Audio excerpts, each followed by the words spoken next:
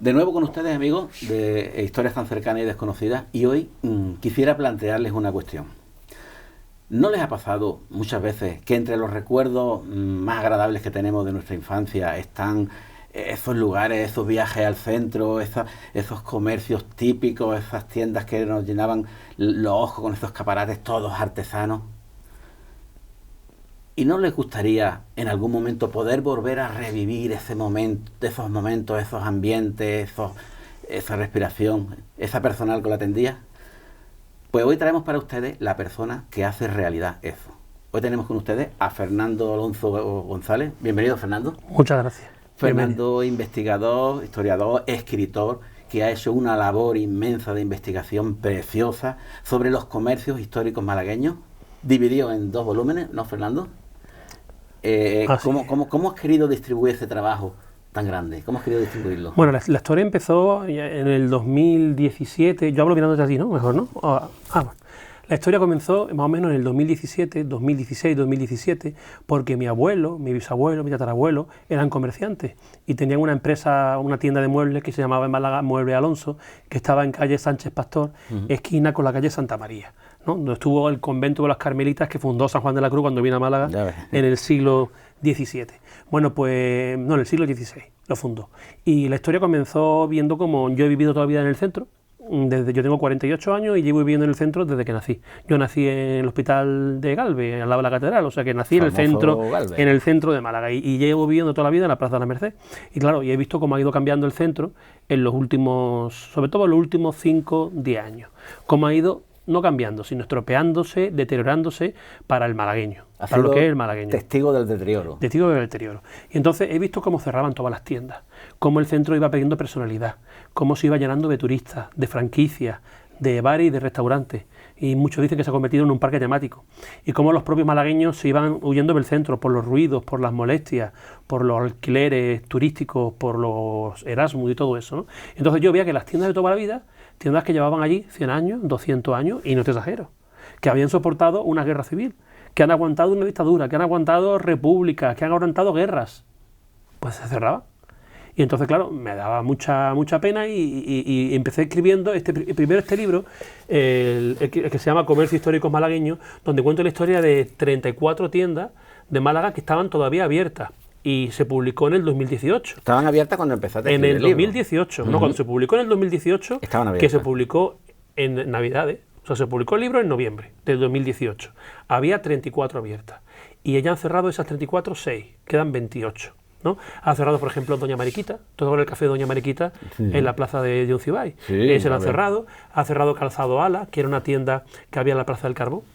Esa tienda aguantó una guerra civil, le caían las bombas, tuvieron que cambiar los cristales 2 o 3 veces, porque cayó una bomba en el edificio al lado, que yo luego con el ascensor, se rompían los cristales continuamente. Y entonces dejaron de cambiar cristales, digo, ¿para qué? Y pusieron una rejilla, una alambrada, pusieron una alambrada y vendían a través de la alambrada, ¿no? Y sobrevivió una guerra, ¿no? Calzado Ala. Ahí está Casamira. Qué bonito. También ha cerrado la peluquería de calle Sánchez Pastor, que era la peluquería más antigua de Málaga, ¿no? Y también ha cerrado la cuchillería el taller de afilado de Manuel Ocón, que estaba en el pasaje Bechinita, ¿no? Ahí tienes, por ejemplo, la farmacia Mata de Calle Lario, ¿no? Ha cerrado ahora la farmacia de Bonifacio Gómez, de calle San Juan, que era la farmacia más bonita de Málaga. Tenía unas estanterías de madera de una obra de ebanistería fina del siglo XIX, auténticamente maravillosa, ¿no? Y ahí tienes Juguete Carrión, Olimpia. Es mítico, los que somos malagueños nos suenan todos los nombres y cariñosamente. Entonces, para un poquito reivindicar todos estos comercios, pues escribí ese libro. Y entonces faltaba la segunda parte, que son los comercios que están todavía abiertos, pero faltaban los que cerraron. Claro, y hablar de tiendas cerradas en Málaga en los últimos 30, 40, 50 años es para escribir no un libro, sino una enciclopedia, porque hay muchísimos, hay cientos. Yo elegí 20 comercios, que son los que vienen en este libro. Este salió el año pasado, en 2019, todavía no ha hecho un año. Salió a primeros de diciembre del año 2019, ¿no? Lo que pasa es que le pilló, claro, salió en Navidades y pilló en marzo el coronavirus. Entonces, claro, es un libro que prácticamente todavía está... No es conocido. Todavía no está muy... Bueno, y elegí 20 comercios que para mí eran muy representativos, pero claro, puedo elegir muchos más. Elegí, por ejemplo, Álvarez Fonseca, que fue una tienda muy conocida en Málaga, en Calle Nueva, Perecea, la famosa guantería Perecea de Calle Granada, que cerró no hace mucho. Las librerías, hemos estado hablando antes de la librería Denis, de la librería... como en la librería Cervantes de la Plaza Constitución, Gómez Ragio, Tembury, Marmolejo, la abaniquería Páez que estaba en la Plaza Constitución, que era una de las mejores abaniquerías que había en toda España, Felisain, el restaurante La Alegría, la Cosmopolita, los ultramarinos La Genovesa, los Alpes, Río de la Plata, Rodolfo Prado, la Veneciana, así hasta 20 tiendas, ¿no? Y aunque parezca increíble, no ha sido difícil escribir esto, porque Málaga no es tan grande, Málaga es un pañuelo. Entonces, enseguida encontraba un descendiente de estos comercios. Entonces, para escribir tu libro, ¿has contactado con los descendientes directamente? Sí, fundamentalmente así. Luego también es verdad que hay un trabajo también de archivo, en algunos casos, para contactar algún dato, pero la mayoría de la información es información de familiares, que ellos tienen, no unos más, otros menos, pero tienen información, fotografía antigua, información también muchas veces que se ha ido transmitiendo de manera oral, que luego hay que contrastarlo. Claro. Acuérdate como hablábamos el otro día de Prolongo, tú me decías, esto de que sea de 1820, claro, pero ellos por transmisión oral han ido manteniendo y yo por mi experiencia, en muchos de los casos es verdad. En otros es verdad, pero en muchos de los casos es verdad. Yo, por ejemplo, el Café Madrid, me dijeron a mí, 1892, y te pone a mirar en los padrones, te pone a mirar en las guías de Málaga, y efectivamente, si no es en 1892, es 93, 94, 95, pero por ahí. Por 2 años arriba, 2 años abajo, no. Que es verdad que muchas de las cosas que te decían, luego las contrastaba. El que más tiene información de todo esto es Tembury. La familia Tembury tiene información para escribir un libro solamente de su tienda. Hombre, la familia Tembury es que ha sido muy rica, muy culta. Estaba Juan Tembury, que fue hijo del fundador de Pedro Tembury. Era Pedro Tembury Álvarez. No, el primero era Pedro Tembury Saint-Paul, que vino de Francia, del sur de Francia, donde venían todos los ferreteros. Los ferreteros vinieron a Málaga del sur de Francia. Vino Pedro Tembury Saint-Paul, que se asoció con Julio Gux. Uno era el de la llave y otro el del candado. Y un dependiente de ellos era Pedro Rivere, que es el del Llavín, que es la única ferretería que queda en Málaga antigua, que es la que está en calle Santa María. Entonces, a Rivere, Gux, Saint-Paul, eran todos apellidos del sur de Francia. De ahí venían todos los ferreteros. Entonces se cumple la descendencia familiar para continuar con el negocio. O sea, en la misma rama incluso. ¿Te has encontrado muchos casos de que la misma familia? La más, Álvarez Fonseca. ¿La que más? Álvarez Fonseca, he encontrado 6 generaciones. 6 generaciones. 6 generaciones. Del primero que vino a Málaga más o menos en torno a 1800, y es verdad que ya está documentado, en torno a 1800, vino de Lisboa. Era camerano, que es una región que está en La Rioja, de donde vinieron muchos. Vinieron los Larios, los Heredia, Felisain, Gómez Ragio, por nombrar quizás los más significativos. Los más conocidos. Pero entre ellos también vino Álvarez Fonseca. Y es curioso que hablo con el último Álvarez Fonseca, y después de 6 generaciones, te cuenta, mi primer antepasado vino de los Cameros, de la Una de Camero, el mismo pueblo de los Larios. Exactamente. Y después de 6 generaciones se ha mantenido por tradición oral. Pero que te pone a mirarlo y es verdad. Es cierto. O sea, es que no es mentira, ¿no? Qué bonito. ¿Y cuál es el negocio más antiguo que tenemos a día de hoy? Abierto. Abierto ahora mismo. El negocio más antiguo abierto en Málaga es la cerería Zalo y Ojeda, que venden velas para Semana Santa, incienso, que son 2. Una está en el pasaje Bechinita, haciendo esquina con calle Santa María. Exacto. Allí está. Y la otra está en calle San Juan. Son 2 primos. Son 2 primos que descienden de la misma cerería, que era la famosa cerería La Custodia, que estaba en la calle de los Mártires. La calle de los Mártires, allí estuvo la cerería La Custodia, por lo menos desde el siglo XVIII está documentada. Ellos dicen 1720, 24, ha puesto un letrero que por 1720, 24, tan antigua no lo sé, pero en el siglo XVIII ya hay constancia de esa cerería. Y se mantiene abierta. Y se mantiene abierta. Y cuando llegaron las tropas de Napoleón, porque también vendían cuadros religiosos. Los cuadros los enrollaban y los metían en la carbonería. Eso cuenta cuando llegaban las tropas de Napoleón en la guerra de la independencia. Para que no lo encontrase. Para que no lo encontrasen, lo enrollaban y lo metían en la carbonería. Dicen también que la famosa cerrería La Custodia de Calle de los Mártires, eso no lo he visto yo, pero dicen que la tarima la tarima estaba hecha con el embalaje del primer coche que vino a Málaga. El primer coche que vino a Málaga, que vino en un embalaje de madera, luego lo utilizaron para la tarima de la cerería. Está hablando de una tarima que sería del año 1900 o 1905. Principios de siglo. De principios de siglo, ¿no? Y aparte, los archivos municipales encuentras información útil, que te sea útil. Yo he encontrado he encontrado un censo, porque entonces ya no eran padrones, un censo del siglo XVIII, no recuerdo exactamente, era del siglo XVIII, donde viene ya hablando de la cerería en Calle de los Mártires. Es de 1750 y tantos. Hay ya un censo, no me acuerdo ahora mismo la fecha exacta, pero ya viene hablando de esto. Hay un padrón de 1799, donde habla ya de una cerería en Calle de los Mártires. Qué interesante. 1799. Ellos dicen 1720, o sea, del siglo XVIII es. Y siglo XVIII vamos a lo nuestro, lo que nos gusta a nosotros. Las librerías, ¿cuál es la más antigua que ha tenido Málaga? Hombre, librería ha habido muchas. ¿Conoces el famoso dicho? Málaga, la 100 tabernas y una librería. Es verdad, pero bueno, para lo que era Málaga, curiosamente cierto. En el siglo XIX había más librerías que ahora. ¿Sí? En Málaga, en proporción... ¿Había más librerías que hoy? Hoy, en proporción al número de habitantes, hoy tenemos en Málaga 600.000 habitantes. Bueno, eso sí, claro. Y en Málaga, entonces, en el siglo XIX, podía haber 60.000 y había más librerías, con 10 veces menos, ¿no? La librería así más importante que había en Málaga era una que estaba en calle... ¿cómo es? En calle Marqués, que es una calle de calle San Juan. Calle Marqués, que va de la calle San Juan al aparcamiento que han hecho ahora subterráneo de, ¿cómo se llama? Frente al Museo de Artes Populares. ¿Cómo se llama?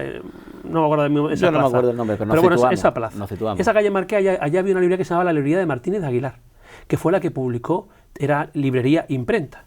Tenían el negocio como hoy sería una librería de papelería, entonces era librería imprenta. Y allí se publicó el periódico más antiguo que hubo en Málaga, que fue El Avisador Malagueño. Ese periódico allí, en aquella casa, era de esa librería. Se imprimía. Lo imprimían allí. Era de los talleres de la librería de Francisco Martínez de Aguilar. Bueno, esos fueron varias generaciones. Curiosamente, una de las generaciones, bueno, en fin, una de los descendientes de esta librería de Martínez de Aguilar son una familia que hay en Málaga muy conocida, que es, ¿cómo se llama? Este hombre es Eduardo Guerrero. ¿Cómo era? ¿Cómo era? García Herrera. Los García Herrera, que eran Gustavo García Herrera, Fernando García Herrera, que uno fue el fundador del Museo de Artes Populares, porque era, bueno, pues este era descendiente de Martínez de Aguilar. Todavía, es descendiente de Martínez de Aguilar. Bueno, pues esta librería Martínez de Aguilar fue del siglo XVIII y allí empezó trabajando como dependiente a principios del XIX ya, un chico que se llamaba Francisco de Moya, que era de Casares. ¿Era de Casares? No. ¿Era de Casares? No, era de Casares. Era de un pueblo llegando a Estepona. ¿Cómo se llama este pueblo que hay subiendo?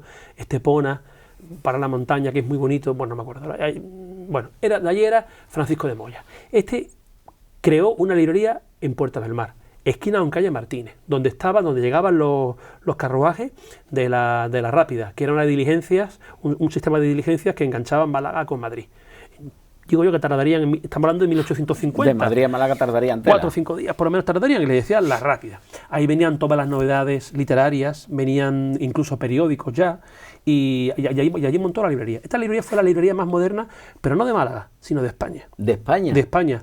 La ha investigado recientemente un profesor de la Universidad de Málaga, que es catedrático, creo que no sé si es profesor o catedrático, ahí me pilla, que ha sacado un libro de donde yo saqué toda esta investigación, que voy a decir el nombre porque ahora mismo no me acuerdo exactamente el nombre, te voy a decir el nombre, que viene aquí, se llama el profesor Manuel Morales, Manuel Morales Muñoz. Pues este hombre Manuel Muñoz sacó un libro sobre la librería de Francisco de Moya, que había empezado trabajando la de Martínez de Aguilar. Esta librería era la más moderna de España con diferencia. Este hombre se dedicó, Francisco de Moya, a recorrer todas las librerías de Europa, las mejores librerías de Europa. De Europa. Estamos hablando de 1850. Se hizo un viaje por Europa y recorrió las mejores librerías de Europa para intentar poner en Málaga La mejor librería. Lo mejor de lo mejor. Puso la primera librería que tuvo escaparate de cristal, que tú podías ver los libros sin entrar a la librería, copiándola de una librería que había visto en la Puerta del Sol. Tenía en la planta de arriba lo que se llamaba un gabinete de lectura, donde tú pagabas una cantidad al mes y podías leer todos los libros que quisieras, pagando una cantidad al mes. Este hombre tenía servicio a domicilio. O sea, que tú pedías un libro y te lo llevabas a su casa. Lo que hoy hace Amazon, ya lo hacía él hace 150 años. Este hombre, además, tuvo también los primeros souvenirs que se vendían en Málaga, los vendían en su librería, porque entonces Puerta del Mar era una zona que estaba muy estratégica. Pensaba que estaba al final de Calle Nueva, que era la calle más comercial, todavía no estaba Calle Hilario, estaba al final de Calle Nueva, tenía enfrente ya el puerto, tenía enfrente la Alameda, donde vivía toda la burguesía. Era una zona muy estratégica. El mercado a un lado, lo que era primero la Alhóndiga, que entonces era todavía la Alhóndiga, eso era una zona muy estratégica. Y entonces este hombre montó una librería auténticamente maravillosa. Lo que pasa es que él no tuvo hijos y la librería acabó cerrando. Pero un dependiente de esta librería, que empezó de dependiente y luego acabó de encargado, que se llamaba Joaquín González Valero, era el padre de Salvador González Anaya. Y este hombre montó una librería en Calle Nueva, aparte de que era representante de libros y todo eso. O sea que empezó dependiente de Francisco de Moya. Claro, y González Anaya tuvo la famosa librería ibérica, que la puso por su padre. Y por su padre, que era dependiente de la librería. Que fue emblemática en su época. Claro, bueno, era la mejor librería de Málaga. O sea, a principios del siglo XX, la librería ibérica era la mejor librería que había en Málaga. Entonces, mientras a mediados del siglo XIX los viajeros románticos venían a recorrer Málaga para enriquecerse con sus tradiciones y costumbres, un malagueño iba a Europa a enriquecerse de ellos, por traérselo aquí, y montar la mejor librería de ¿Qué tú piensas? Que estaba hablando de 1850. Málaga era de la... Bueno, hoy es la sexta ciudad de España, pero es que entonces era la ciudad más industrial de España. Éramos una potencia. En 1850 era la ciudad más industrial de España. El puerto de Málaga era de los 2 o 3 más importantes de España. O sea, Málaga tenía la principal fábrica de hierro de toda España. Las primeras exportaba, tenía una tradición industrial y comercial importantísima. Entonces, que estuviera aquí la mejor librería, bueno, y aparte ya todos los extranjeros que venían, o sea, que él puso la mejor librería que había en Málaga. Y de ahí descienden, claro, en Ibérica empezó a trabajar Cristóbal Repullo Mérida, que fue de la librería Cervantes de la Plaza Constitución, y empezó a trabajar Jorge Deni de la librería Deni. Sobre todo esta librería Deni ibérica que hemos conocido todos, ahí en el germen. Vienen del siglo XVIII. Empezando de que su padre fue empleado, y llevan en la genética. Qué bonito. Lo de los libros, ¿no? Otro comercio emblemático que todos recordamos. ¿Cómo nace Félix Sainz? Bueno, Félix Sainz es otro camerano más. ¿Otro camerano? Otro camerano más. Los dos cameranos más famosos, para tener una idea, son Sagasta, que fue presidente de gobierno junto con Cánovas, era la ideología liberal, Sagasta, y Juan Ramón Jiménez. Juan Ramón Jiménez, el poeta Juan Ramón Jiménez, era hijo de otro camerano. Lo que pasa es que este camerano, en vez de irse a Málaga, acabó en Huelva y en Moguer, pues vinieron todos hacia el sur. Bueno, pues Félix Sainz era otro camerano más. Y este llegó a Málaga en la última remesa. Los primeros cameranos empezaron a llegar en torno a 1800, un poquito antes, como fue el caso Valle de Fonseca. Y este, que te he dicho, Félix Sainz ahora, llegó en 1800, yo lo he documentado en 1874, cuando llega Alfonso XII. Cuando llega la restauración monárquica. Llega a Málaga. Llega al arrimo de otros cameranos. Estaban todos en Calle Nueva. Y se dedicaban fundamentalmente al comercio textil. ¿De? Textil. Ropa, manta, telas, y la Calle Nueva era la más industrial. Yo he documentado en el 1860-70 que la Calle Nueva, la tercera parte eran cameranos. O sea, de cada 10, 3 o 4 eran cameranos. ¿Y cómo este hombre monta ese pedazo de negocio tan grande? Pues con mucho trabajo. Llegaban muy jóvenes, él llegó un poquito más, él a lo mejor llegó con 15 años, pero algunos llegaban con 8 o 10 años. Vivían en las tiendas, dormían debajo de los mostradores o detrás de los mostradores. Trabajaban todos los días, pero los domingos también. O sea, los domingos. La primera huelga que hubo en Málaga, en 1872, era para reivindicar el descanso del domingo, que se hacía allá en Barcelona. O sea, trabajaban todos los días. O sea, era trabajar todos los días, desde la mañana hasta la noche.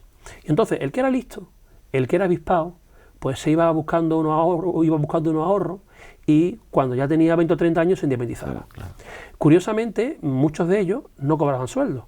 O sea, el dueño lo acogía a cambio de comida, a cambio de dormir allí, de cama, y a cambio de la enseñanza. Yo te voy a enseñar cómo hacer un buen comerciante. Un oficio. Un oficio, un buen comerciante. Y el que era listo se independizaba. Otros se quedaban allí toda la vida y eran como de la familia. Al final eran como de la familia. Bueno, pues Félix Sainz empezó así. Y empezó ahorrando, hasta que luego normalmente, cuando llevaban aproximadamente unos 10-15 años trabajando allí, se independizaban. Normalmente con otro socio. Se independizaban 2 socios para poder montar el negocio entre 2. y ya luego fue creciendo y vamos, y Félix Sáenz, ya te digo, Félix Sáenz, que Félix Sáenz fue el que trajo, muchas veces lo digo yo, era el comerciante textil más importante que había a principios del siglo XX en España, no en Málaga, en España. Félix Sáenz iba a Madrid, y cuentan todos los libros de historia malagueños, que la bolsa de Barcelona, iba a Barcelona, perdón, donde estaban toda la industria textil, y la bolsa catalana temblaba, porque él llegaba a Barcelona y compraba toda la producción textil. Toda, o sea, no había comprar, iba a toda la fábrica y compraba todo. Un hermano de Félix Sáenz estaba en Barcelona y se dedicaba solamente a eso. Y la compraba entera y la distribuía por el sur de España y por Marruecos. Una historia muy interesante, el malagueño que hizo temblar Barcelona. Bueno, y Félix Sáenz fue el que trajo la Legión a Málaga. La Legión en Málaga, el Jueves Santo, que si la Legión... no es nada claro. Félix Sáenz fue hermano mayor de Mena durante 2 años. Y él fue el que, siendo hermano mayor, vino por primera vez la Legión a Málaga a desfilar. Vino a su casa, él tenía una casa en el Limonar auténticamente maravillosa, estamos hablando de los años 20. Él tenía una casa, vino a su casa, era la Semana Santa, no recuerdo si era el año 25 o 26, 1925-26, vino a comer a su casa, vino en hidroavión. Vino en hidroavión el general Primo de Rivera, que era entonces el presidente de gobierno. Vino con un comandante, era comandante, que se llamaba Francisco Franco, no sé si te suena. Bueno, pues era comandante de la Legión, era comandante de la Legión. Y vinieron a su casa a comer. Llegan a hidroavión, comen y por la tarde desfilan. Franco desfila por las calles de Málaga y Primo de Rivera preside el desfile y la tribuna. Hablamos del padre de Miguel Primo de Rivera. Sí, del padre. El que fue dictador. Bueno, pues y eso fue, iban a comer a casa de Félix Sáenz, y para que Félix Sáenz trajera a su casa al presidente del gobierno. Eso aparecería en la prensa de la época. Es como si hoy viene Pedro Sánchez a comer a tu casa. No, ya ves. ¿No? O sea que estamos hablando de una persona importantísima. Lo equivalente hoy a una Amancio Ortega, o lo equivalente hoy a, no sé, a algo así. Claro. ¿No? A algo así. Y el ambiente de las calles, el ambiente familiar de los vecinos de la Málaga de entonces, ha cambiado mucho con respecto a hoy. Hombre, tú y yo lo hemos visto. Pues imagínate cómo sería hace 100 años. El centro de Málaga era un barrio. Era un barrio. Un barrio a lo mejor muy singular, porque era el centro, no era como el barrio de la Victoria, como el barrio de Welling, pero era un barrio. Y nos conocíamos. Yo en mi calle tenía vecinos. Y ya no hay vecinos. No hay vecinos. Te puedo decir, yo vivo en calle Álamos, que es una calle bastante larga. Es la que va de la Plaza de la Merced a calle Carretería. Toda la calle Álamos. Te puedo decir que ahora con el confinamiento, que te acuerdas que a las 8 de la tarde salíamos a aplaudir, etcétera, etcétera. ¿Sabes cuánta gente se sumaba a calle Álamos a aplaudir? ¿Cuántos salían? Nadie. Nadie salía en Silencio calle absoluto. Se escuchaba por la Plaza de la Merced aplausos, se escuchaban por la calle Madre de Dios, que es la paralela, pero te puedo garantizar que en calle Álamos no salía nadie a aplaudir. ¿Y eso por qué? ¿No hay vecinos? No hay vecinos. No hay vecinos. Según el Ayuntamiento de Málaga, en calle Lario viven 6 vecinos. Y en la Plaza de la Constitución, 3. ¿Y por qué no quiere la gente vivir en el centro? Pero estoy hablando de calle Lario, que ha sobrevivido una guerra. Sí. Que en el año 37-38, con las bombas cayendo, había más gente en calle Lario que ahora. ¿Sí? Hombre, te puedo garantizar. Te puedo garantizar ahora mismo, en calle Lario hay 6 casas abiertas. Eso es impresionante. 6 vecinos viviendo. 6 vecinos que viven. Algunos de ellos mayores que viven solos. Claro que cuando, y en la Plaza de la Constitución, 3 vecinos. Que cuando no el resto pues son oficinas, apartamentos turísticos, fundamentalmente en calle Lario oficinas. Oficinas y por supuesto los locales comerciales. Entonces el centro de Málaga ha pegado un bajón en los últimos años, que dice, según el número de vecinos en los años 80 podría ser aproximadamente de unos 20.000. Según los datos municipales son de unos 3.000. O sea, ha pasado en 40 años de 20.000 a 3.000. O sea, sí. Aquí en Pizarra hay más gente que en el centro de Málaga viviendo, te lo garantizo yo. Y lo que es intramuros, o sea, lo que es lo que vive donde estaba la antigua muralla de la ciudad de Carretería, allí no vive casi nadie. Porque estamos hablando de 3.000, pero contando los que viven en la Alameda de Colón, contando los que viven en calle Córdoba, contando los que viven entre calle Carretería y el Río, contando lo que es el centro, yo no creo que lleguen a 1.000 personas, ni a 500. ¿Y a qué se debe ese declive tan acusado? A la presión turística que ha habido en los últimos años. Fundamentalmente la presión turística. La presión turística está haciendo que los vecinos autóctonos se desplacen. Claro, y está saliendo de la prensa. Y yo escribí esto en el 2018 y en el 2019, pero yo no pensé que el centro de Málaga fuera a explotar por motivo de una pandemia. Yo pensé que esto iba a ser, pues, a lo mejor una crisis económica, a lo mejor incluso atentados terroristas. Acuérdate que a lo mejor pasará algo de esto como pasó en Barcelona. Era a lo mejor el miedo que había. Pero una pandemia... Y claro, y entonces el problema del centro de Málaga es que no quedan vecinos. Pero, por ejemplo, tenemos otras ciudades, ponemos los ejemplos de Granada, de Córdoba, que se integran los vecinos, que siguen viviendo en sus casas del casco histórico, se integran con el turismo y se integran con los comercios, que siguen vivos, y hay una simbiosis que todos conviven, ¿no? Ya tú en Granada o en Córdoba, la cantidad de tiendas que hay en el centro de Granada. ¿Y el turismo que atrae? Pues, hombre, Málaga tiene más turistas incluso que Málaga, que Sevilla y Granada, pero el tema es que en Málaga no ha sabido armonizarse los turistas con los vecinos. Se han apoyado, las autoridades municipales, el ayuntamiento ha apoyado más el turismo que a los vecinos. Y se ha hecho una ciudad más pensando en los turistas que en los vecinos. Claro. Y la prueba está en que ahora mismo los malagueños no van al centro. Son malagueños que viven en la carretera de Cádiz, que viven en El Palo o que viven en Ciudad Jardín, prefiere quedarse en su barrio, porque si va a cenar o va a tomarse un helado, es más barato, claro, y tiene mejor calidad que muchos de los que en el centro, que es mucho más caro. Claro, nos hemos inclinado todo el esfuerzo sobre el turismo y el comercio y hemos abandonado el vecindario. Y las consecuencias son esto que estás contando, estas calles vacías, estos pisos abandonados. El daño que se ha hecho. Yo te puedo decir que mi bloque, que éramos 20 vecinos, mi bloque son 5 plantas, 4 por planta, 20 vecinos, quedamos 4. Quedamos 4 vecinos. Y mi bloque se ha convertido en un hotel. O sea, yo voy en el portal, cada día me encuentro a gente diferente. Claro, ¿por qué? Porque es el turista que llega al apartamento turístico del primero, el chico Erasmus que va a estar 2 meses y luego se va, y entonces yo me encontraba gente diferente todos los días. Claro. Entonces ya no, esa sensación de vecinos, de que tú ibas por la calle y te encontrabas uno y otro, es que ya no los hay. Familiaridad. Si es que ya no lo hay. Yo tengo la tarjeta verde de residente, y encuentra aparcamiento en cualquier sitio, en calle Carretería hay aparcamiento para residentes, porque es que no quedan residentes. Claro.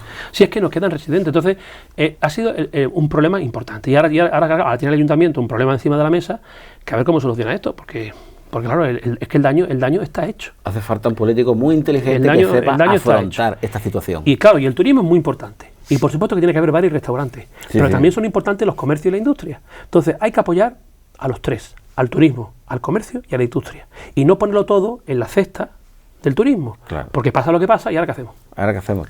Pasó con la construcción, ¿te acuerdas? Hace 15 años, ¿y ahora qué hacemos? Ahora el turismo, ¿y ahora qué hacemos? Un centro. Cuando esto, ojalá, pero esto tiene pinta de para largo. Esto tiene pinta de para largo. Es un problema difícil de resolver. Bueno, háblanos de los comercios que siguen vivos hoy, de los para ti más significativos, más bonitos, o con una historia más interesante. Hombre, podríamos hablar de muchísimas tiendas. Los que aguantan mejor son las farmacias. Es curioso, hay varias farmacias en el centro de Málaga que tienen casi 2 siglos de existencia. 2 siglos. La farmacia más antigua es la de la Plaza de la Merced, llegando, la que está en la Plaza de la Merced, esquina calle Granada, que era la antigua farmacia de Mapelli, que luego fue Bustamante. Esa farmacia está documentada en 1700 y pico, en un censo. De 1700 y pico, creo que era el de Florida Blanca, o no me acuerdo ahora mismo cuál. Ya estaba en el siglo XVIII documentada.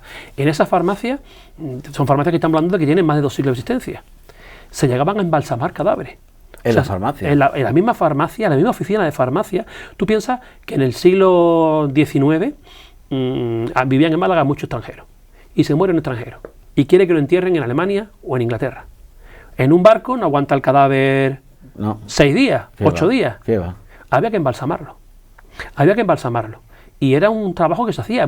Y había una farmacia en calle Granada que todavía en los años 60, en los años 70, con una reforma encontraron un aparato para embalsamar. Inyectaban, le quitaban. Había como una especie de manubrio que quitaban la sangre, inyectaban formol. Y no sé qué sustancia, inyectaban y momificaban el cadáver. Y era un trabajo muy especializado que hacía normalmente un farmacéutico con la ayuda de un médico, ¿no? O sea, y esto lo hacían varias farmacias de Málaga, e incluso yo he recogido propaganda de la prensa que pone, aparte de se venden aspirina, se embalsaman cadáveres. Te lo ponen en la farmacia. O sea que eso te llama la atención cuando lo lees. Increíble, desde luego que llama la atención. Bueno, yo por hablar de la farmacia de Bustamante, que yo lo he incluido aquí como el segundo.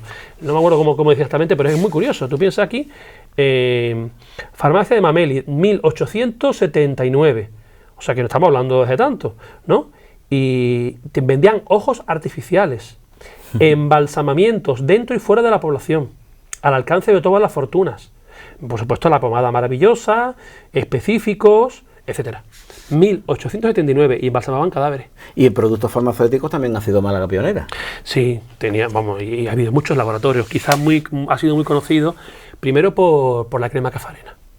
la crema Cafarena, que todavía la farmacia existe, al final al final de Calle Lario, haciendo esquina con la Alameda, esa crema Cafarena que servía para las ronchas, para los granos, se creó después de la Guerra Civil, aunque ya existía de antes, pero se creó después de la Guerra Civil, y la verdad que se vendió por toda España, ¿eh? Se vendía por toda España, Portugal, el famoso ceregumil, que era un reconstituyente que se tomaba mucho también para las anemias, para las debilidades, aunque se inventó en una farmacia de Córdoba de Montilla, se fabricó en Málaga. ¿Y por qué se vinieron a Málaga? Porque tenían el puerto, se pusieron en el Paseo de la Farola, porque tenían el puerto delante para sacar todos los productos y exportarlos. Claro, de Montilla, ¿cómo vamos a exportarlo? Pues venían a Málaga, entonces el ceregumil se fabricaba en Málaga, ¿no?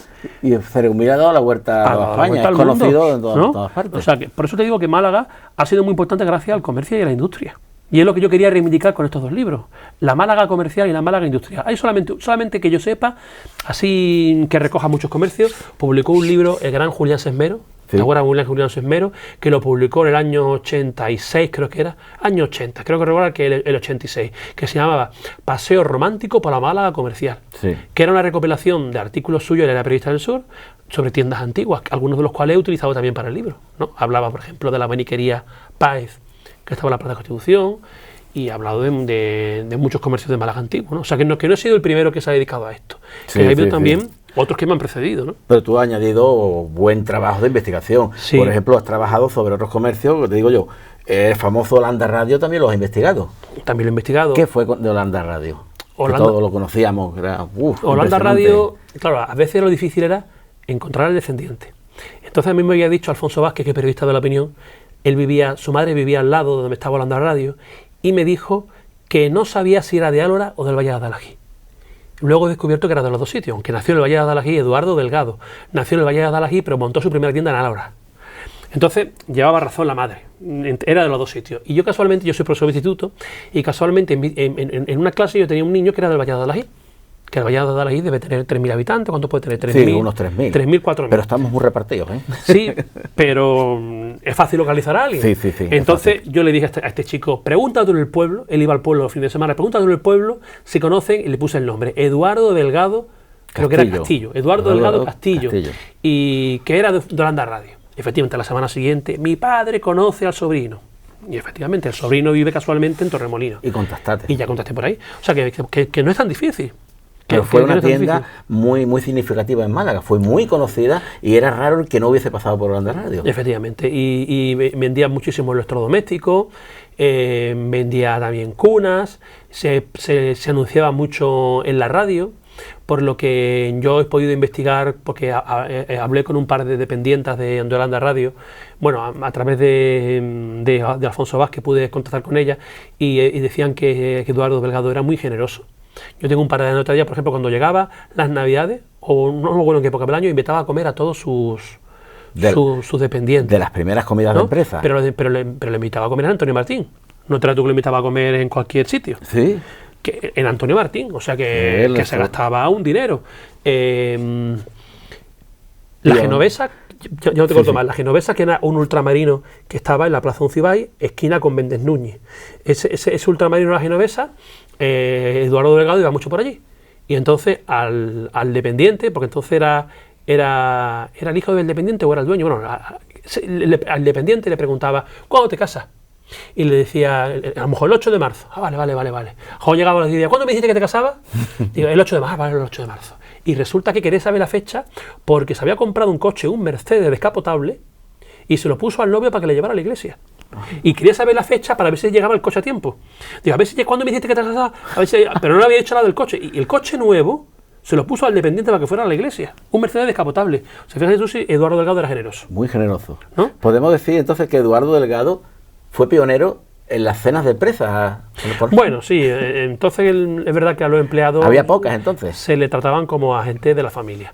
Es verdad que las condiciones laborales eran diferentes, los sueldos eran mucho menores, la gente trabajaba ahí en la tienda, y entonces se consideraban como gente de la familia, ¿no? no hay este movimiento ahora de que los empleados a lo mejor duran menos. Entonces un empleado, a lo mejor había gente que entraban allí con 10, 12, 15 años y se morían en la tienda prácticamente. O salían, como has contado tú, con el oficio aprendido. Los que se independizaban y los que no, pues iban allí para siempre, ¿no? Se iban ahí para siempre, ¿no? Qué bonito, qué bonito. Otras tiendas así emblemáticas que a ti te han gustado la historia. Mira, tenemos aquí muy cerca Prolongo. ¿Cómo nace Prolongo? Bueno, Prolongo no la he recogido en el libro porque no es una tienda del centro, aunque empezó como una tienda en calle San Juan, esquina con calle Cintería, justo donde sale calle Marqués, que hemos hablado antes de ella por la librería Martínez de Aguilar. Bueno, pues allí también nació Prolongo. Pero claro, yo no la he tratado porque ya hoy en día es una fábrica de tu ámbito, que todavía existe. Sí, sí. Entonces, claro, el comercio que están abiertos no está abierto. Y el de comercio cerrado, en realidad cerrado no está Prolongo, porque hoy en día funciona. Yo creo que es la segunda empresa de Málaga después de Unicaja, o debe ser o Mayoral. Está entre las 4 o 5 empresas más grandes. Entre las 10 primeras seguro. Y yo no sé si es la tercera o la cuarta de las primeras empresas de Málaga, junto con Mayoral, junto con, bueno, Unicaja es la primera empresa de Málaga. Bueno, pues Prolongo empieza en Málaga en torno a 1818, dicen 1820, ha cumplido ahora 200 años. Pocas empresas cumplen en Málaga 200 años, ¿eh? Y empezó, eran de una familia de genoveses. El primero fue, ¿cómo era? Prolongo Aicardo, ¿no? El primero era Prolongo Aicardo, exacto, que venían desde Génova hasta Málaga, porque entonces, es curioso, pero había mucha comunicación entre Génova y Málaga porque venían en barco. Y a lo mejor un barco entre Génova y Málaga, pues no sé, tardaba a lo mejor 3 días o 4 días. Tardaba menos que de otro sitio. Que tardaba menos que de Madrid o que de otro sitio. Y entonces vinieron aquí, por ejemplo, Picasso. Picasso era de Sori, que es un pueblo que está a 13 kilómetros de Génova, como el Rincón de Málaga. Como el Rincón de la Victoria de Málaga, pues Sori está a 13 kilómetros de Génova. Aquí vino Picasso, que era un marino. El primer Picasso que vino a Málaga era un marino. Vinieron, por ejemplo, los Cafarenas. Los primeros Cafarenas que vinieron a Málaga eran plateros y trajeron la custodia de la catedral, la habían enviado a Génova a restaurarla, y entonces el primer Cafarena vino con la custodia de la catedral en el barco. ¿No? Así, estoy hablando del siglo XIX, el primer Cafarena. Esto hay un libro publicado por un descendiente suyo y lo cuenta. Vinieron Prolongo, Cafarena, Picasso.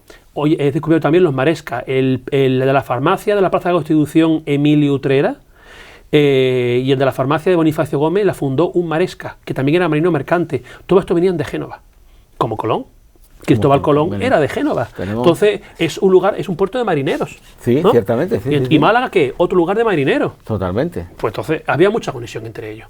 Y entonces el primer Cafarena vino a Málaga. Y no recuerdo ahora mismo, el primer Prolongo vino a Málaga. Y no recuerdo ahora mismo a qué se dedicaba, pero un nieto de este el primer Cafarena que vino a Málaga se dedicó a fabricar salchichón estilo genovés. El primero creo que era prestamista viñero. Pues tú lo sabes mejor, que has investigado muy bien la parte de los Prolongos. Prestamista viñero. Pues se dedicaban a otros negocios. El caso es que por tradición familiar, pues ellos sabrían hacer platos al estilo italiano. Y uno de los platos que hacían pues era el salchichón. Lo hacían al estilo genovés.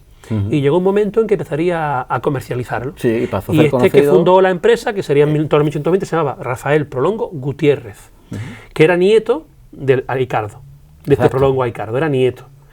Y montó en calle San Juan una tienda en la que fabricaba el salchichón estilo Málaga. También vendía la mantequilla de Hamburgo, que entonces la mantequilla era una cosa como muy exquisita. Y la vendía, estaban en Málaga los de las mantecas y los de la pelusa. Los de la manteca eran los ricos, que podían comprar la mantequilla en la tienda de Prolongo, y luego los de la pelusa eran los pobres que vivían en las zonas industriales, se llamaban de la pelusa por las industrias textiles, la fábrica, pues habría pelusa en la pelusa, ¿no? Estaban los de la pelusa y los de las mantecas, y entonces Prolongo vendía la comida, los alimentos a los ricos. Y entonces pues comenzaron a enriquecerse. Este primer Prolongo, Rafael Prolongo Gutiérrez, yo sé que he descubierto en el archivo que se murió de disentería, que es una enfermedad que se transmite precisamente por tener las manos sucias, microbios, ahora que tenemos tanto cuidado con el coronavirus. Bueno, pues yo me lo imagino que trabajando embutido, un nieto de este Prolongo fue el que fundó la fábrica aquí. Exacto. Un nieto de este Rafael Prolongo Gutiérrez, y por tanto tataranieto del primero que vino a Málaga. Y este Cafarena, que tú nos dices, trabajó de aprendiz en Calle Nueva con un lombardo y se casó con la hija. Ya hasta ahí no llego. Ha habido muchos Cafarenas. Ahora es muy famoso el de la farmacia, pero también hubo alguno que tuvo una bodega de vinos. También. Este es posterior. No me acuerdo exactamente ya de tanto detalle, pero yo te lo voy a mirar exactamente. Cristina, Lombardo. No me acuerdo del segundo apellido. Pero a ver, Pero tenía que buscar la farmacia Cafarena. Nace la saga. Sí, pero son muchísimos. Hoy en día, bueno, han hecho, puede haber más de 400, 500 Cafarenas en Málaga. Y llegó uno. Y puede haber más de 300, 400 Cafarenas. Vamos a ver. La farmacia Cafarena está entre los abiertos, que yo no sé ni qué libro está. Está aquí, está en este libro. Vamos a ver. Es que hay un descendiente de Cafarena que ha escrito un libro sobre la familia Cafarena. Un libro que él vendió, que no llegó a las librerías, y que claro, y por eso es difícil de encontrar. Lo que pasa es que yo contacté con él, a través de la farmacia contacté con él, él me pasó el libro, y por eso. Y entonces, el primer Cafarena se llamaba José Rafael Cafarena Ambrogio. Exacto. Nacido en Génova en 1826, ¿no? Y este fue el que llegó a Málaga, ¿no? Este fue el que llegó a Málaga. Y entonces, nieto de este era Antonio Cafarena Lombardo, el que fundó la farmacia de... Porque su madre era Cristina Lombardo, hija de un orfebre, creo. Claro, era Lombardo Fagilot o algo así. Uy, ese nombre ya... Sí, pero bueno, Gabriel Cafarena Martín es el descendiente que ha escrito un libro porque era descubierto que, bueno, los primeros Cafarena venían incluso de Ámsterdam. Incluso de Ámsterdam los primeros, porque él estuvo investigando en el archivo de Génova también y descubrió una relación que había un abuelo yo incluso con Ámsterdam. Y el primero llegó a Málaga hacia 1842 con 15 años de edad, ¿no? Sí. Siendo mozo en un taller de platería. Exacto. Bueno, la mejor joyería que hubo en Málaga en el siglo XIX era Guiara, que estaba en calle Granada, que también eran de Génova. Estos Guiara ahora mismo tiene la tienda antigua, eso tiene que comentarte. La tienda antigua mejor conservada de Málaga es una que está en calle Granada, esquina con calle Santa Lucía, donde estuvo tradicionalmente la confitería La Española, que luego estuvo una tienda de modas y ahora venden gafas de sol. Ahora una franquicia, vende gafas de sol. Mantiene toda la fachada de madera, de mármoles, de piedras, tiene los techos pintados. Y crea un ambiente precioso. Y quieren crear un ambiente íntimo, acogedor, como en las mejores joyerías de Viena. Incluso las mejores franquicias que se están montando en Málaga conservan los pilares de las herrerías malagueñas. Ya creo que por ley lo tienen que conservar. Es obligatorio. Hombre, ya es que está bien. Que yo sepa, bueno, en Málaga tenían los techos pintados en muchos comercios. No, se han conservado solamente en esa tienda que te digo, que era antiguamente la confitería La Española, y se ha conservado donde estaba la juguetería El 095, al final de Calle Nueva. Estaba la juguetería del 095, también han conservado y los frescos pintados. Pero frescos pintados por Ferrandi, el que pintó los techos del Cervantes. Los tenían, por ejemplo, en la farmacia Mata. En varias tiendas de la Plaza de Constitución. Es una obra de arte, entonces. Que luego se convertían en cosas antiguas y cuando había que hacer obras, pues los quitaban. O se quedaban tapados y luego aparecen y nos llevamos esas sorpresas tan bonitas que nos llevamos. Efectivamente. ¿Qué anécdotas te han conmovido a ti a la hora de investigar? Que te has quedado diciendo, qué bonito, qué historia tan bonita. Bueno, es que nos damos cuenta de las anécdotas que tiene. Por ejemplo, Espejo Hermano, en la Plaza de Constitución. Bueno, Espejo Hermano llegó a tener tiendas Espejo Hermano llegó a tener tiendas en Puerto Banú. Por la tienda de Espejo Hermano, en Puerto Banú, entró Michael Jackson a comprar una gafa de sol. ¿Sí? Por ponerte un ejemplo. Lola Flores entró en Río de la Plata, en calle Especería, a comprar un jersey amarillo porque no lo encontraba en ningún sitio. Porque sabe que para los artistas el color amarillo trae como alfario, porque ella quería un jersey amarillo. Y Río de la Plata decía, lo que no tiene Río de la Plata, no lo busque porque no lo hay en ningún sitio. O sea, que Río de la Plata era el que vendía todo el uniforme escolares. Y cumplió con su eslogan. Y efectivamente tenía un jersey amarillo y vamos, lo compró allí. Pues no sé, por ejemplo, Álvarez Fonseca fue el que puso el primer ascensor en Málaga, que lo puso en el edificio Edipsa, que se llamaba mucho tiempo equivocadamente Ugarte Marriento. Puso el primer ascensor en torno a 1887. Tuvo su hijo Álvarez Net el primer coche que hubo en Málaga. Cuando vino el rey en 1907 con motivo de las riadas, Alfonso XIII vino a Málaga. Luego iba a ir en coche a Colmenar, porque en Colmenar hubo también muchos destrozos. Lo que pasa es que al final no llegaron. Y cogió un coche de Álvarez Net para ir a Colmenar. Estamos hablando de 1907, cuando todavía estaban haciendo las primeras matrículas. Madre mía. O sea y estamos hablando de Álvarez Fonseca, o sea que el rey se iba al coche de Álvarez Fonseca, un comerciante.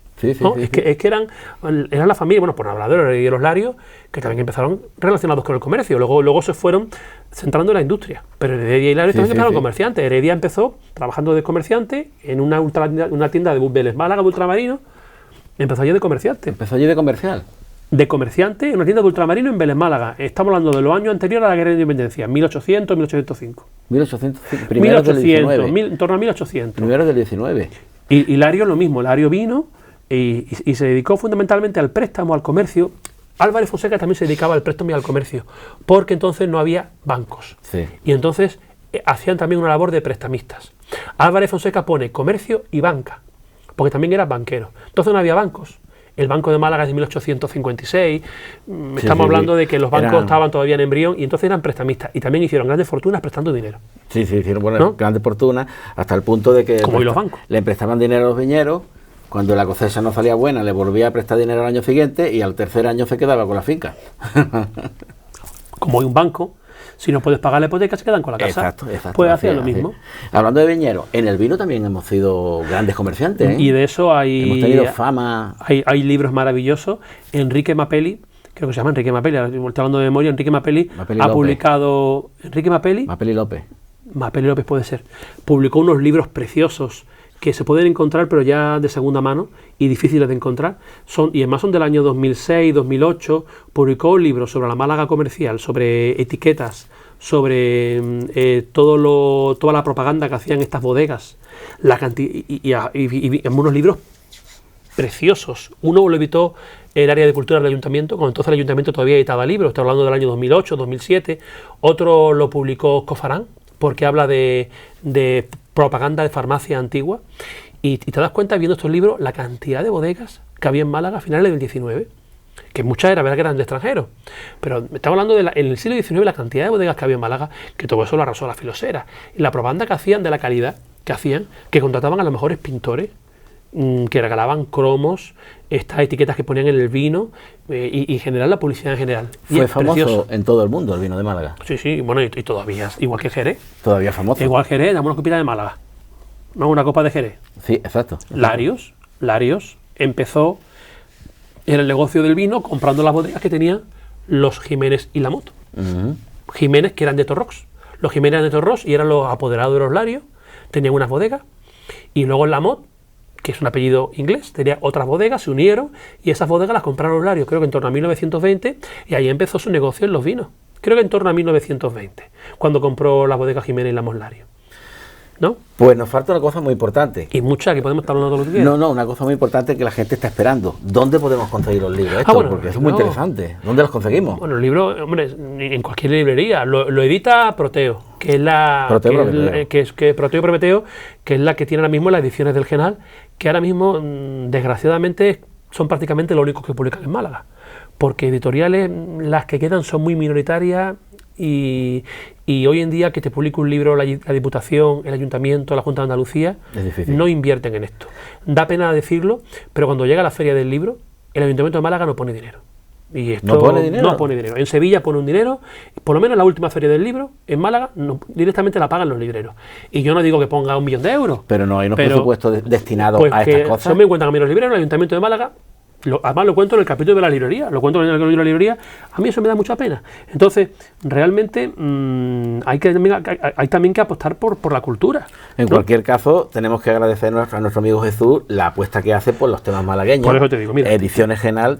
Te digo aquí, según el Diario Sur, 5 de mayo del 19, o sea, hace un año, 5 de mayo del 19, el Ayuntamiento de Sevilla se gastó en la Feria del Libro de Sevilla del año 2019, o sea, de la del año pasado, este año no ha habido feria del libro, pero del año pasado se gastó el Ayuntamiento de Sevilla 105.000 euros, que tampoco es mucho, pero tampoco es poco, 105.000 euros.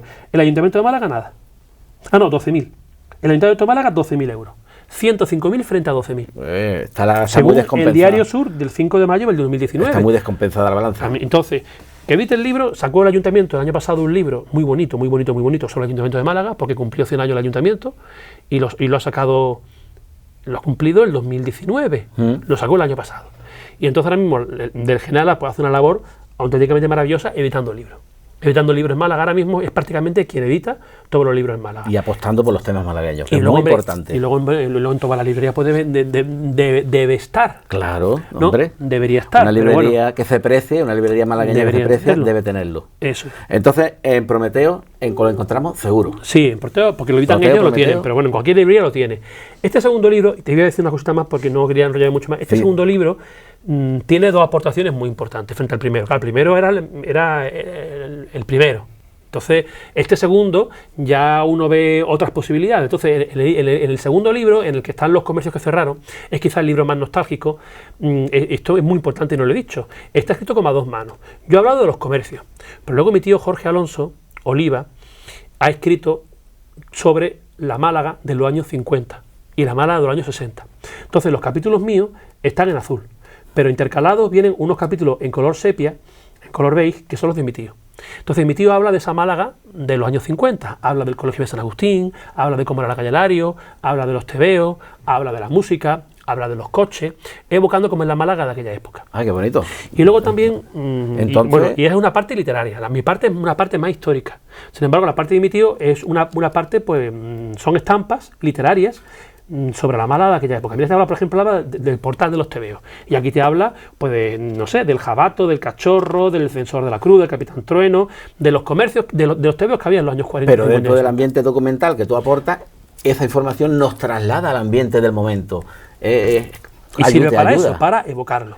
Y para contar en el libro. Y luego, un ilustrador me ha hecho las ilustraciones que van en cada portadilla. Cada comercio tiene una portadilla. Entonces viene una ilustración, por ejemplo de Félix Sáenz está sacado de unas revistas de una publicidad suya de los años 20, con estos trajes largos que se llevaban, y así con cada uno, con un motivo.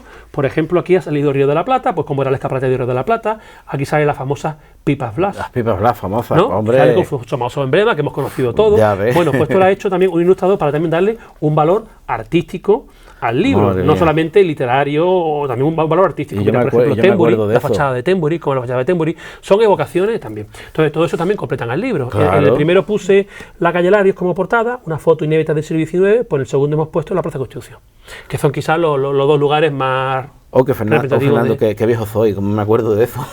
Pues esta foto es del principio de los 60. Qué bonito, qué bonito. Cuando se aparcaba en la Plaza Constitución. Exacto, me acuerdo que se aparcaba. Y la fuente esa. Sí. Bueno, pues ya sabemos dónde lo podemos encontrar. Te preguntaría muchas más cosas, pero es que se nos come el tiempo, Fernando. Ya, no me he puesto a hablar yo más que tú. Pero yo bebo de tus palabras, igual que todos nosotros bebemos nuestras palabras, de tus palabras. Quiero agradecerte que hayas estado con nosotros, que nos hayas hecho este rato tan ameno y tan agradable, que nos has trasladado de una forma y nos dejas con ganas de más. Nos dejas con ganas de más. Por eso me aprovecho de la situación y te invito para otro programa en el futuro, porque tienes que sacar más libros, ¿eh? Sí, en ello estamos. Que muchas gracias por invitarme y por acordarte de mí. Hombre, por supuesto, porque esa forma de trabajar no puede pasar desapercibida, ¿eh? Eso tiene que estar ahí. Y como yo sé que es un trabajo muy grande, pues te hemos preparado lo mínimo, que es un agradecimiento en nombre de Fion Televisión. Por la labor de la difusión de la cultura, del arte y la historia de nuestra tierra. Muchísimas en nombre gracias. de Fion Televisión y en el mío propio. Un diploma, ¿no? Muchas gracias. Muchísimas gracias. Gracias a ti y a ustedes, emplazarles para el siguiente programa, que yo voy a echarle un ojo aquí a esto ahora.